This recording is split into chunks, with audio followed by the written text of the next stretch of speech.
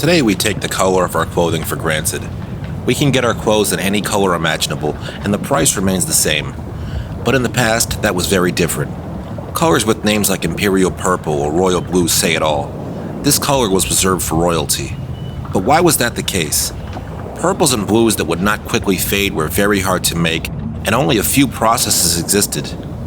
One of the methods involved crushing thousands of sea snails, while blue was created from indigo, or crushed gems which had to be imported from faraway lands. For these reasons, only royalty, or at least very wealthy people, could use these colors. Eventually, people discovered a tree called logwood that could produce blues and purples, as well as a stable black dye when mixed with iron. Logwood grows throughout the Caribbean, as well as Mexico and Central America, in clumps by the sea. British, French, and Dutch sailors called buccaneers set up logging camps and were shipping logwood back to Europe, but Spain had other plans. Throughout the 17th and 18th centuries, Spain had claimed all of Central and South America. They didn't like outsiders in their lands that they had stolen from the native peoples, and so they began to send privateers to harass the logwood cutters. Unfortunately for the Spanish, policing the shores of Central and South America wasn't an easy thing to do, and the buccaneers were able to hide in the jungles when they saw a Spanish raiding party coming.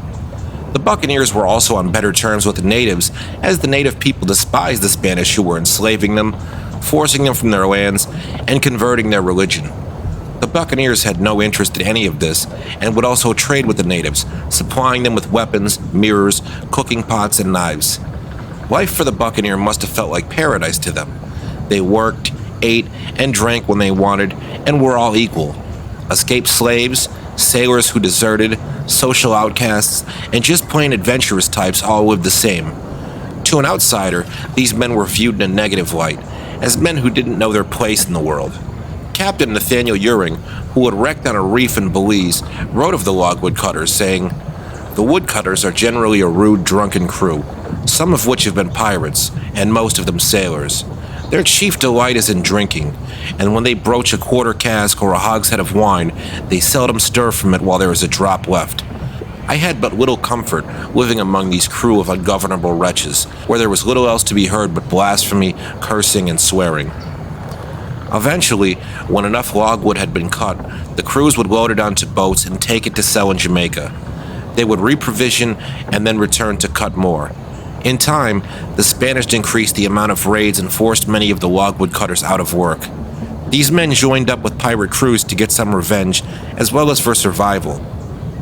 In 1715, many of the ejected logwood cutters traveled to Nassau and joined a growing number of pirates based there.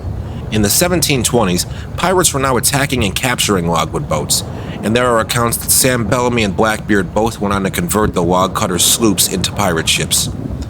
As I mentioned earlier, one of the dyes produced from logwood was a stable black, which until now had not been cheap enough to produce and usually faded rapidly.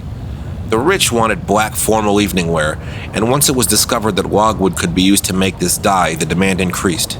A wealthy man named Henry Barham began to plant logwood trees on Jamaica and brought African slaves to do the work. African families were based in town near the masters, and the women and children would work as servants in the houses while the men worked in camps cutting the logwood. The fact that their wives and children were kept back in town prevented these men from running away, and sadly, this practice continued until 1853. If you enjoyed today's video, please like it, subscribe, and hit that bell icon to turn on notifications.